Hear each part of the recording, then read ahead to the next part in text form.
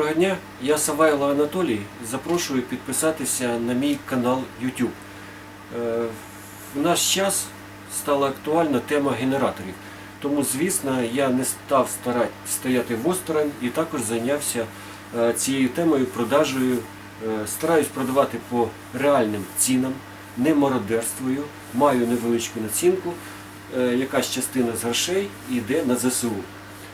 Є група, до якої запрошую під'єднатися, де я інформую про наявність, ну і різні питання можна виясняти про генератори, і не тільки про генератори, а про весь інструмент.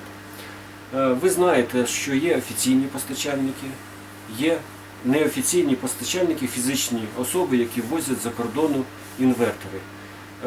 Якщо раніше я був категорично проти таких поставок, але зараз треба створювати конкуренцію цим великим компаніям, котрі заробляють великі гроші, їх менеджери, на цих генераторах. Тому тепер я підтримую і ввіз генераторів, яких везуть люди самостійно, і також їм допомагаю продавати. Зараз перед вами інверторний відкритий генератор, і такі є. Він називається Окай. Це, звісно, це китайський інверторний генератор, як і подавляюча більшість того, що я бачу, вони всі чомусь китайські. Але цей генератор, він для замовлення швейцарської торгової марки і постачається в Швейцарію. Тому в Швейцарії він має гарантію 5 років. Як не дивно, постачальник цього генератора також забезпечує гарантію 1 рік і навіть виписується гарантійний талон. Тому, як на мене, це досить вдала покупка, якщо підтримується гарантія. Звісно, там є умови по гарантії особливі, але це інша справа. Головне, що вона є. Тепер безпосередньо приходимо до інверторного генератора. Взагалі, для чого люди купляють інверторні генератори? Купляти треба інверторний генератор тільки якщо у вас є котел, який має складну електроніку, або є якась складна електроніка, яку ви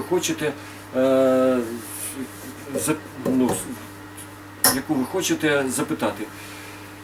Звісно, старлінки також потребують якісного струму. Що таке якісний струм? Якщо синусоїда відхиляється не більше 5% від стандарту. Тому цей інверторний генератор має видавати синусоїду з параметрами, з відхиленням не більше 2-3%. Так, починаємо роздивлятися його. Перше, що кидається в очі, бак. Бак доволі великий для інверторного генератора. Він має біля 6 літрів, це досить велика тема. Має сіточку, як і всі генератори. Нічого там більше цікавого немає. Традиційна кришка. Нагадую, що треба заливати бензин 92-95. Не треба преміум, не можна бензини з додаванням спирту. Це шкодить самому карбюратору. Є відмітка, що ви можете бачити, скільки сюди залито бензину і коли він закінчується. Нагадую, що не можна доливати бензин при працюючому генератору. Ще раз нагадую, що такі генератори, вони мають попрацювати 3-4 години і він має охолонути. Дайте йому відпочити. Він не створений цілодобово працювати. І тим більше ні в якому разі не доливайте бензин при працюючому генераторі. Це небезпечно для вашого здоров'я. Так, тепер фасад. Фасад тут включення кнопочка двигуна і карбюратора, все разом, і генератора. Тут єдина кнопка, яка не розділяє альтернатор, включає все. Ми бачимо, що є лампочки, які вказують на рівень мастила, на подачу струму і, напевно, на перевантаження. Значить, якщо є лампочка на перевантаження, значить він, якщо є перегрів або перевантаження від дуже великої потужності ви включили, він виключиться. Розетки, звісно, він вже постачається для Швейцарії, є розетки швейцарські, тому саме просте рішення – це дешевий перехідничок купити. Проміжне рішення – це вилочку купити, тут 2 види. Або як на мене, саме краще рішення поставити вже стандартну розетку від. Воно стандартно продається у всіх епіцентрах, тут немає ніякого дефіциту. Слідуюче, що дуже цікаво, що тут є вказівник, який вказує на вольтаж, який подається. Це тахометр, який вам допомагає лікувати години роботи. Тут же є і частота. Можливо, ще що є, ми його заведемо, подивимося, як він працює. Зробимо його навантаження на нього, ну і, звісно, поклацаємо, бачите, тут оце переключення, цієї маленька ще кнопочка. Як на мене, дуже зручно і в зручному місці стоїть, а не в деяких, які ховають десь за кожухом, потім шукай тут вказівник тахометра. Так, мастило. Так, давайте з цієї сторони. Мастило сюди заливається, написано, що 15В40. Звісно, як на мене, для холодної пори року можна і 10В40 заливати. Мастило можна заливати з двох сторін. Незручно заливати, тут воно мішає. Тому, як на мене, тут трошки не продумано. Треба лієчку якусь брати незвичайно. І ще, генератор, якщо він прийшов до вас перевернутий, там є залишки мастила. Тому дуже багато випадків із-за нашої пошти, що вони перевертають вверх тормашками, ці остатки плитки заливають всю решту системи, карбюратор, я думаю, що і не попадають, і не можна потім завести. Тому будьте уважні, що він має стояти в ось такому положенні, який стоїть. Так, з цієї сторони ми нічого не бачимо, тут нічого і не видно. Це альтернатор тут цікавий такий. Вибачте, це двигун, альтернатор у нас десь там всередині, його навіть і не видно. Так, що ще? З цієї сторони ми дивимося. Ну, звичайний, скажімо так, ручний запуск, нічого цікавого немає. Кранік перекриття палива, самий традиційний. Заслонка вліво закрита, вправо відкрита. Коли ми заводимо вліво, а потім, коли він заведеться, прогріється, вправо повертаємо. Фільтр. Ну, фільтр тут, зараз відкрию, подивимось, що тут за фільтр. Ну, звісно, болтом, не саморізом, скажімо так, закритий. Так, як же його? Ага. Так, звичайний класичний промокашка. Якщо ви дуже пильних умовах, то цю промокашку треба намочити в мастилі і вимокнути, і потім вже вставити. Тут якась решіточка, вставляємо все назад.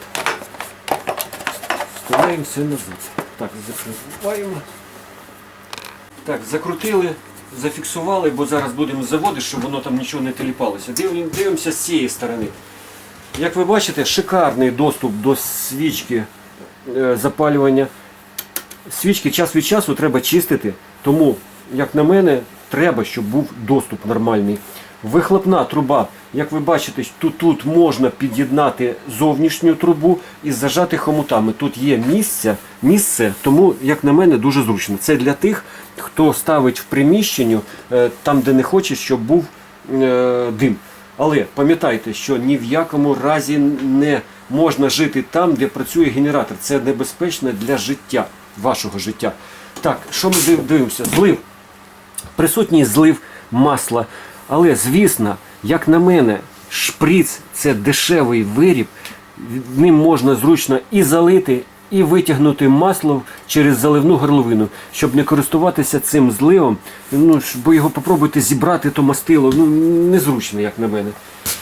Так, що ми ще не роздивилися перед тим, як заводити?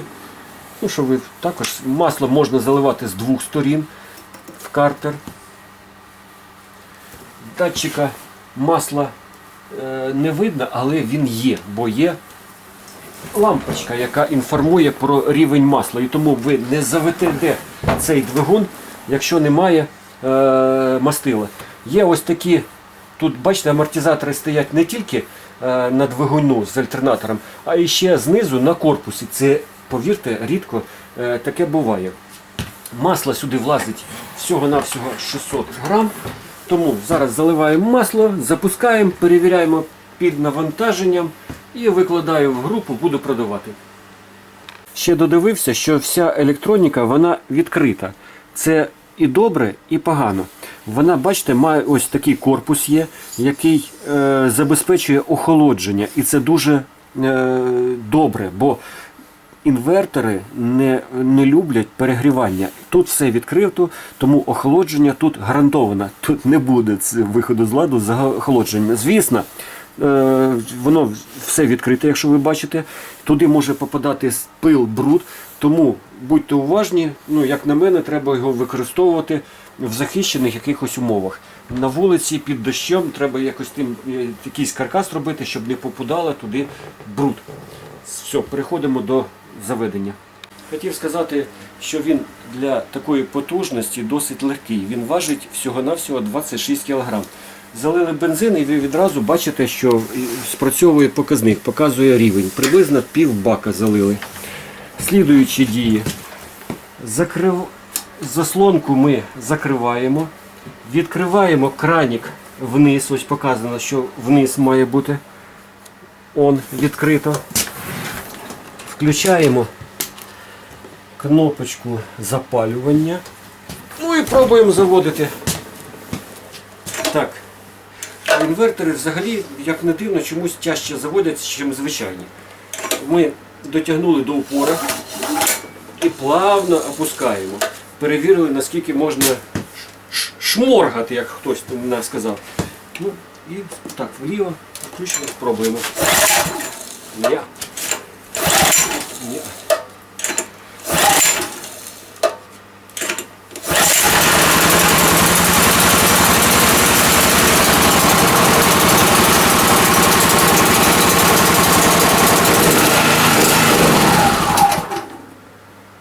І що це було?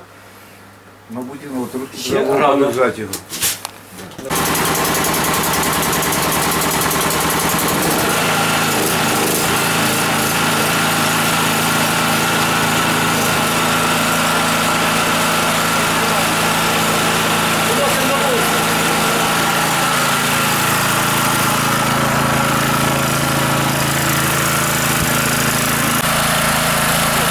Заслонку треба дати йому пропрацювати трошки закритою заслонкою, а потім ви тільки відкриваєте на відкритою.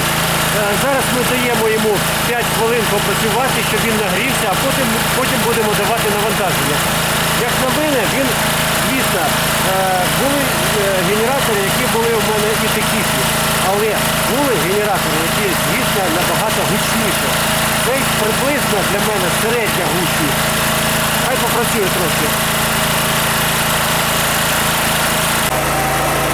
На холостих він видає 230 вольт,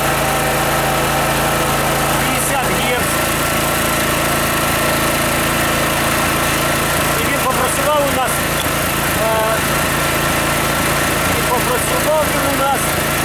9 хвилин. Вже можна підключати обладнання. Через перехідничок будемо пробувати.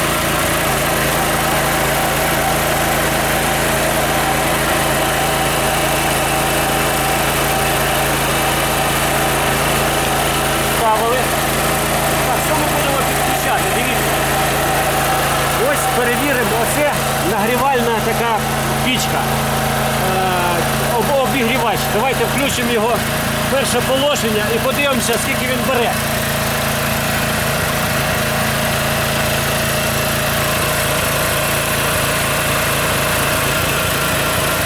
Включаємо. Нормально сприймав нагрузку генератор, трошки змінилась робота. Він сприймає 1000 Вт. Виключаємо. Включаємо його, щоб він, ось він горить лампочка, він сприймає зараз 1000 Вт. 1 кВт. Зараз ми підключаємо ось цей нагрівальний елемент. Врахуємо, що вже у нас є 1000 Вт, іде на обігрівач. Так, зараз дивимося. Це виходить, зараз він тягне 1506 Вт. Одне положення включили. Зараз включаємо друге положення. Зараз він тягне 2,2 кВт. Це максимум, але він запросто його тягне. Не будемо його, але ми впевнилися, що він від характеристики відповідає дійсності. Зараз ми включимо ще чайник, щоб він на 2 кВт, щоб ще раз пересвідчитись.